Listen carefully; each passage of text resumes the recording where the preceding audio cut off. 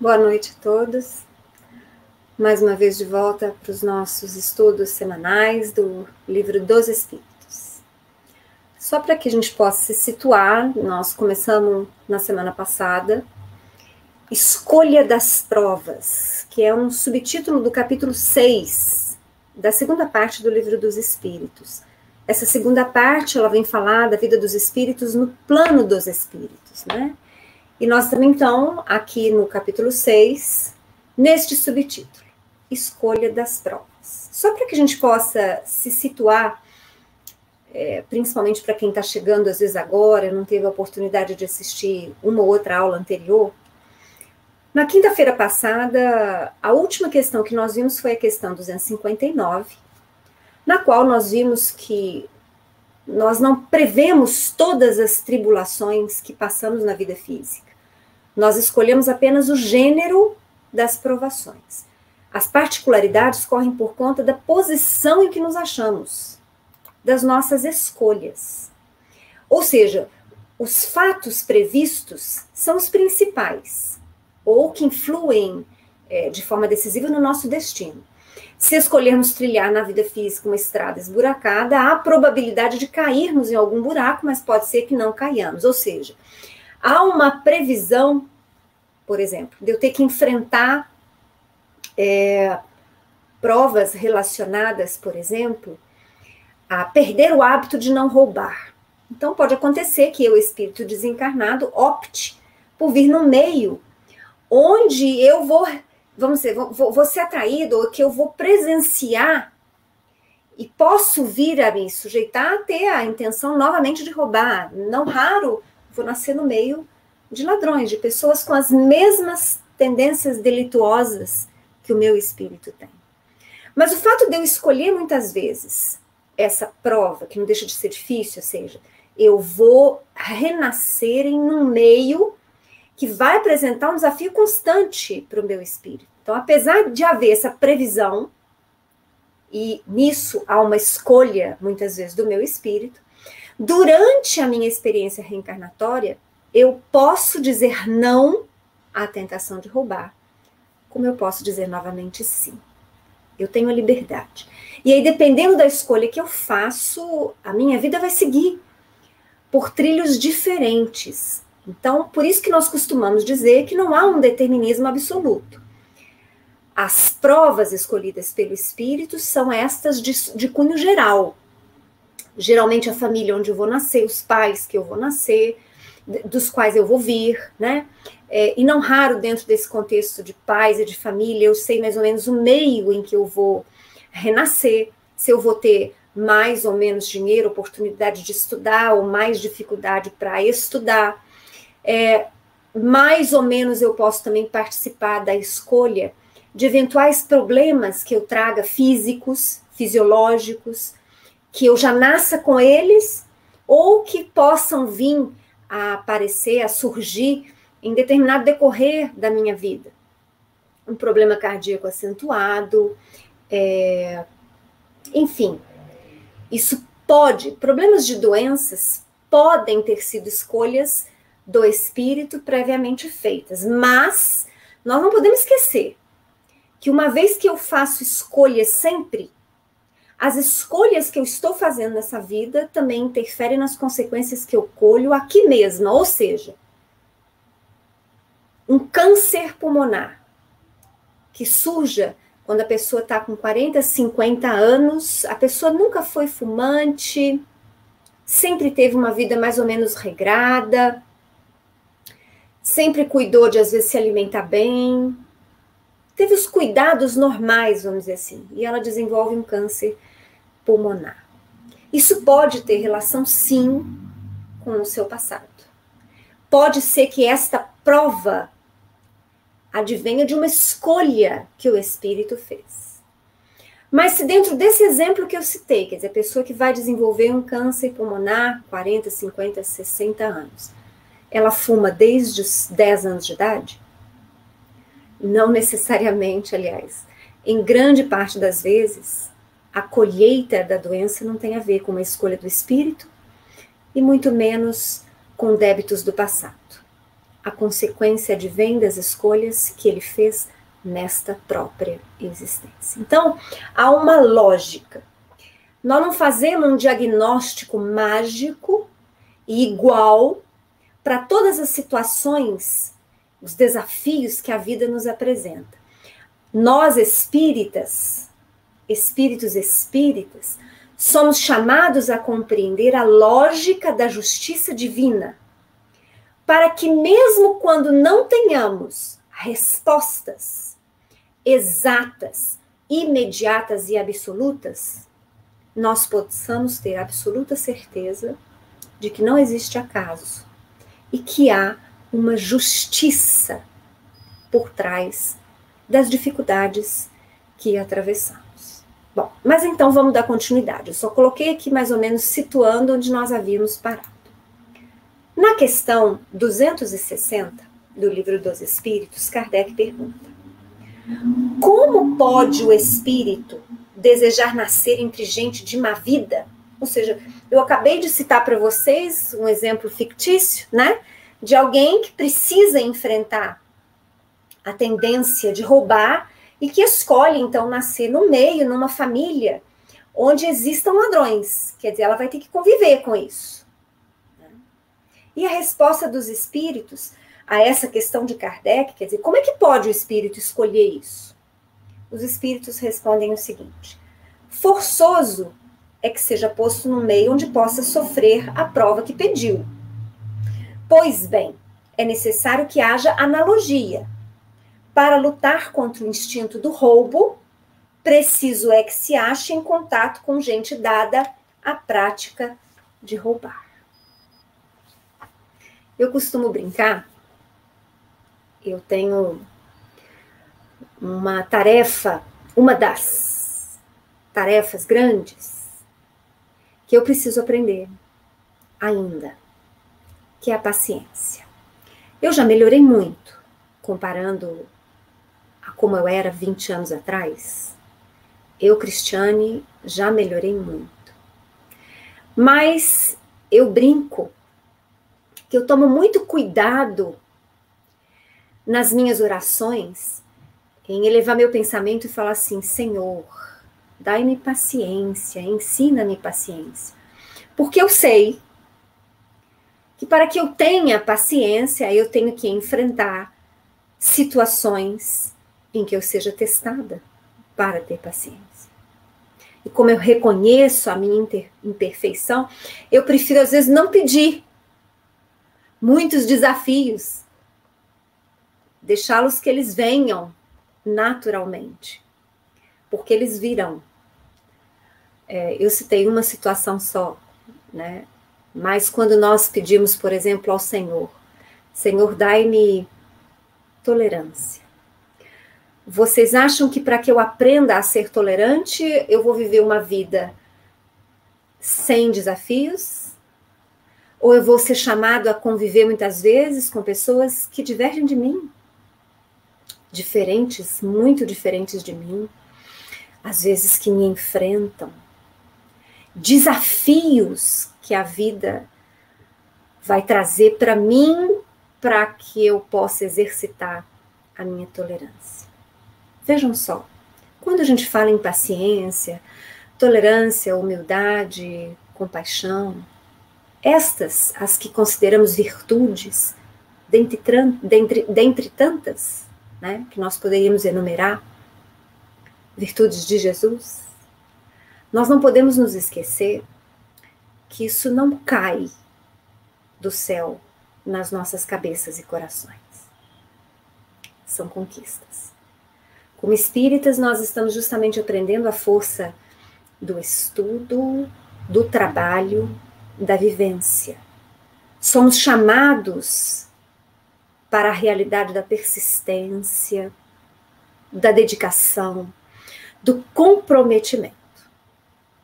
Então, se nós ainda precisamos desenvolver essa, aquela outra, ou às vezes, quem sabe, todas as virtudes, o que é o mais comum de todos nós, não se surpreendam dos desafios que surgem diariamente nas nossas vidas.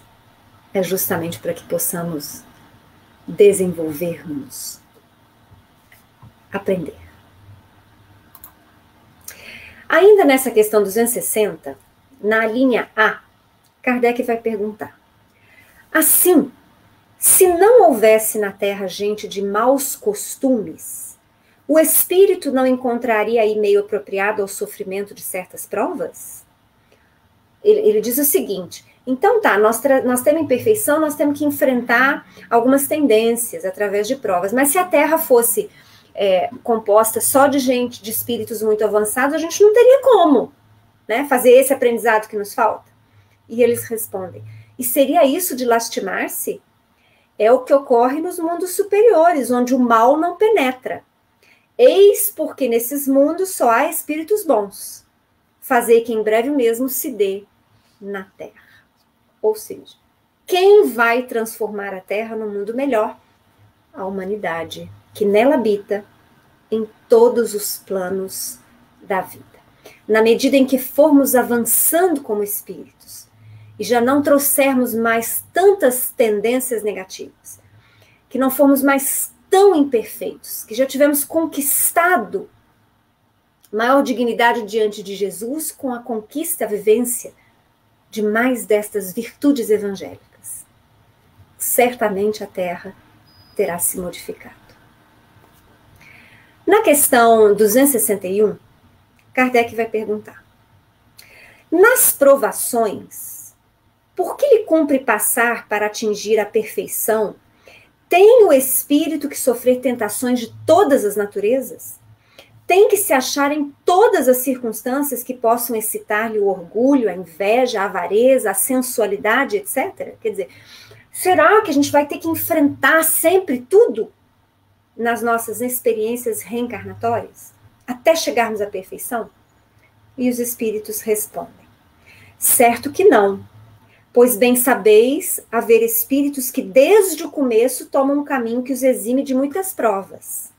Aquele, porém, que se deixa arrastar para o mau caminho, corre todos os perigos que o inçam.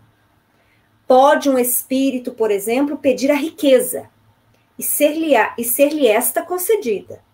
Então, conforme o seu caráter, poderá tornar-se avaro ou pródigo, egoísta ou generoso, ou ainda lançar-se a todos os gozos da sensualidade. Daí não se segue, entretanto, que haja de forçosamente passar por todas estas tendências. Neste exemplo, que a própria resposta dos espíritos trouxe, quer dizer, de um espírito escolher a prova da riqueza, porque muito possivelmente foi mal sucedido em outras experiências anteriores quando teve muito dinheiro. O espírito, então, a escolha geral foi essa, nascer num meio onde ele vai ter acesso a muito dinheiro. Ou a vida vai se encaminhar para que ele conquiste muito dinheiro. Ele vai ter oportunidade de estudar ou de trabalhar, enfim. E ele vai conquistar muito dinheiro. Então, essa é a escolha genérica do espírito. Mas as suas reações, a vivência que ele vai escolher ter com muito dinheiro, pode variar. Ele pode ser generoso ou egoísta. E dependendo da escolha que ele vai fazendo, da utilidade que ele dê ao dinheiro que ele detém nesta experiência reencarnatória, ele pode se eximir de passar por uma ou outra tentação. Se ele escolhe ser generoso, e ele naturalmente é generoso, ele vai estar se afastando de provas difíceis ligadas ao egoísmo. Porque ele vai estar superando com uma escolha que ele faz, de pensar, de sentir e de agir com generosidade. No entanto, se ele escolhe o caminho do egoísta, ele pode se perder na utilização daquele montante de dinheiro que ele possui nessa experiência reencarnatória. Ele pode não só cair em relação à tentação do egoísmo, mas ele pode cair também em relação ao enfrentamento da sensualidade exacerbada, do mau uso do poder, do mau uso da imagem, enfim, tantos outros vícios que se pode desenvolver partindo da premissa de se ter muito dinheiro e de ser egoísta. Então é exatamente isso que os espíritos disseram. Nas nossas experiências reencarnatórias, usualmente falando, nós escolhemos caminhos mais ou menos genericamente traçados. Nessa vida, por exemplo, eu preciso desenvolver mais a simplicidade, a humildade, preciso aprender a tratar a terra.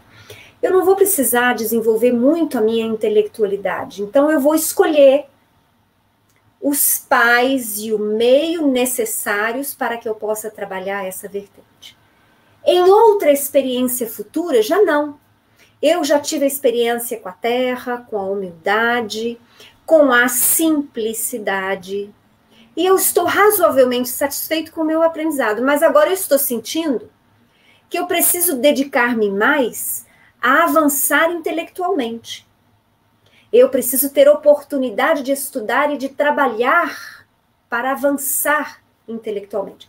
Eu vou escolher os pais e os meios que me propiciarão avançar nesse aspecto. Lembrando que dentro das nossas escolhas, a gente sempre pode avançar. Geralmente o projeto reencarnatório, ele visa o êxito do espírito. Talvez até mesmo por isso, a gente não pode sair pedindo, e os benfeitores não permitem, né, que a gente tente trabalhar com todas as nossas viciações, todas as nossas imperfeições. Não. Apesar de muitas vezes os espíritos desencarnados, isso os benfeitores contam, solicitarem provas dificílimas, os benfeitores avaliam com muito bom senso se aquele espírito que solicitou aquelas provas difíceis, se ele vai poder realmente enfrentá-las com êxito. E muitas vezes o resultado final é que dos pedidos que o espírito que quer voltar solicita, muitos deles não sejam deferidos, para que ele, em futuras oportunidades, possa vir a responder por aqueles outros débitos que ele queria, digamos assim, quitar de uma vez só. Então, há o objetivo de êxito do espírito, de aprendizado e não de falência. Nós já tivemos a oportunidade de falar aqui que o espírito encarnado que opta pelo suicídio, não houve em momento nenhum uma programação a esse respeito. A programação reencarnatória visa o aprendizado do espírito, aprendizado no sentido moral e intelectual, para que ele avance como espírito imortal. A escolha pelo suicídio é do espírito que opta por essa saída.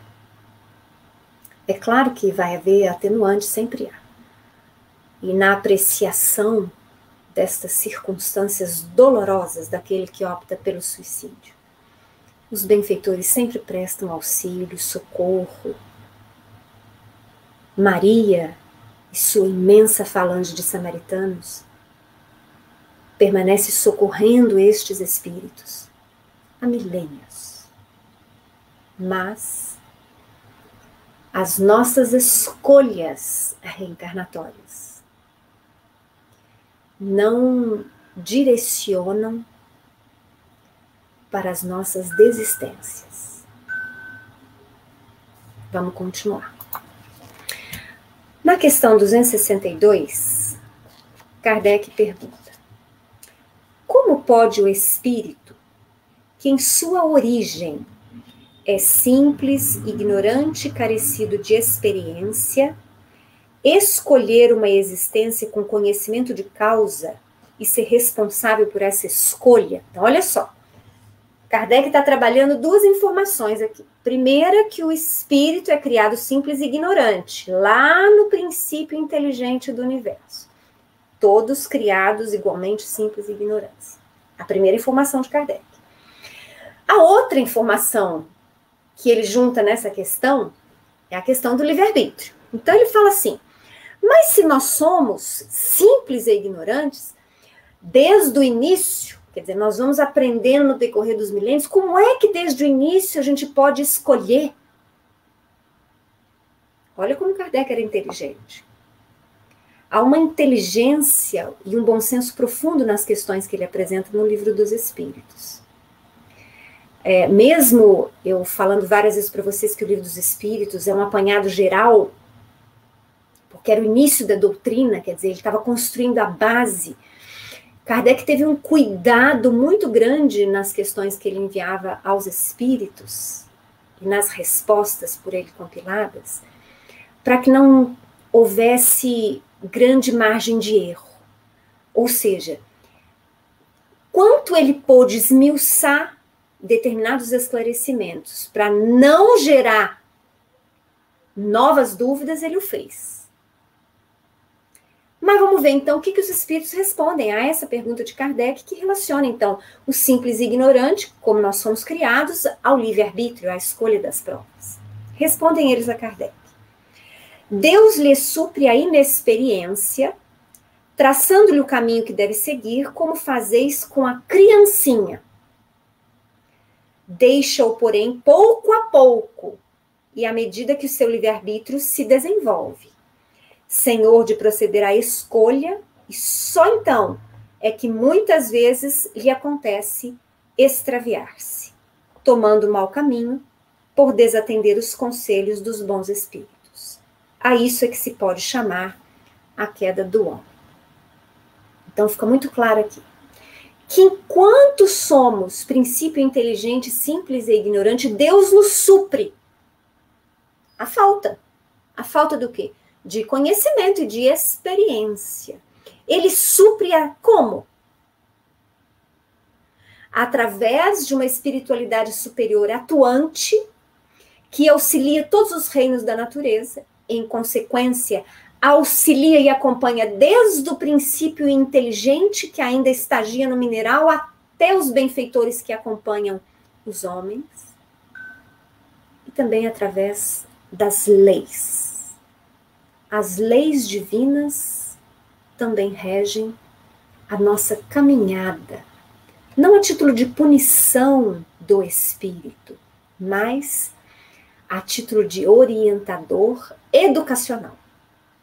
Mas tem um exemplo que eu costumo dar nos grupos de estudo, quem já estudou comigo lá no Cefacis vai até rir, porque é sempre o mesmo exemplo, porque é a imagem mais simples para ilustrar isso que se dá na trajetória do espírito. Imaginem vocês que eu sou uma mãe e eu vou atravessar uma grande avenida. Há um semáforo, há inclusive a faixa de pedestres, e eu estou com os meus filhos, meus 2 filhos. Eu tenho um filho de 2, 3 aninhos e tenho um filho de 20. Mesmo aguardando ainda que o sinal abra para o pedestre, eu já sei que quando eu for atravessar, isso se eu já não tiver antes, o que é certo, de mãos dadas e firmes com meu filho de 2. Apesar dele estar olhando tudo e de eu poder estar ensinando para ele como é que funciona lá, tá vendo? O sinal tá... Eu já estou ensinando, mas eu não largo a mão dele. E eu atravesso... Eu deixo até ele caminhar ao meu lado na velocidade da criança, mas ele atravessa com a minha mão segura e firme, deixando que ele vá dando os passinhos dele, prestando atenção no movimento do trânsito, verificando a diferença da cor nos sinais. Ele já está aprendendo, mas eu ainda não posso soltar. Muitas vezes, se eu soltar o de 2, de 3, ele pode sair desembestado. Não posso soltar. Eu me responsabilizo por ele em grande parte do trajeto. Em relação ao meu filho de 20, apesar dele ainda não ter a minha experiência, ele já tem um aprendizado bem maior do que o de 2. E este conceito, essa educação, digamos assim, do trânsito, de atravessar na faixa de pedestre, quando o sinal está aberto para o pedestre, ele já compreendeu isso. Então, eu não preciso me preocupar tanto com ele. Ele pode até estar ao meu lado, eu posso até estar prestando atenção nele, mas eu não preciso mais dar as mãos para ele, segurar firme na mão dele. Ele tem liberdade, inclusive, de atravessar a rua mais rápido que eu, ou mais lento que eu. Ele pode escolher não atravessar no primeiro instante que eu atravesso, ele pode optar por ficar esperando, batendo papo com alguém, ou pensando e atravessar em uma próxima oportunidade. A figura da mãe é a figura do pai e de seus ministros, que são os espíritos que atuam na criação, em todos os níveis. O filho mais novo é o espírito ainda que inicia, é o espírito que ainda é princípio inteligente, criado simples e ignorante, que está estagiando nas primeiras fases do seu desenvolvimento. O jovem de 20 já é um espírito que eu ouso dizer mais ou menos no estágio em que nós nos situamos. Nós que estamos aqui trocando os nossos estudos, buscando maiores entendimentos sobre a vida, a princípio, por termos questionamentos, estamos buscando respostas. E isso por si só já é um indício de certo amadurecimento do espírito. Porque vejam só, há bilhões de espíritos encarnados e desencarnados na Terra que não têm o mínimo interesse em saber quem efetivamente são, de onde vêm, para onde vão, qual o significado da vida, dos seus desafios, da sua dificuldade, para que ele deve seguir uma ética, por que ele deve cumprir os seus deveres para com Deus, que abraça, então, os deveres para com a humanidade, a coletividade. Então, há bilhões de seres que não têm o mínimo interesse nisso. Há bilhões de homens e mulheres, encarnados e desencarnados, que ainda vivem como se fossem meros animais, se preocupando tão somente no que vão comer, no quanto vão dormir, no quanto vão usufruir da vida, no quanto a sua prole vai estar protegida ou não. Mas nós somos mais que só isso. Mas vamos seguir. Na questão 262A, e essa vai ser a última questão que a gente vê hoje, para que eu não avance no horário do próximo estudo. Kardec pergunta: quando o espírito goza do livre-arbítrio, a escolha que lhe cabe da existência corporal depende sempre, exclusivamente, de sua vontade? Ou essa existência lhe pode ser imposta como expiação pela vontade de Deus? Eu não sei se vocês vão se recordar, quem está comigo desde o início, nós já falamos um pouquinho sobre isso, quando falamos de reencarnação compulsória. É isso aqui. Mas vamos ver a resposta que os espíritos dão a Kardec. Deus sabe esperar, não apressa a expiação. Todavia pode impor certa existência a um espírito, quando este, pela sua inferioridade ou má vontade, não se mostra apto a compreender o que lhe seria mais útil, e quando vê que tal existência servirá para a purificação e o progresso do espírito, ao mesmo tempo que lhe sirva de expiação. Vale dizer, então, o que já foi visto lá no início, que existem sim reencarnações compulsórias. Não são todos os espíritos que podem escolher as provas que enfrentarão no mundo físico, no mundo material. Há aqueles que fizeram mau uso da sua liberdade anterior. Há aqueles que, por muito imaturos ainda espiritualmente, não sabem escolher a contento.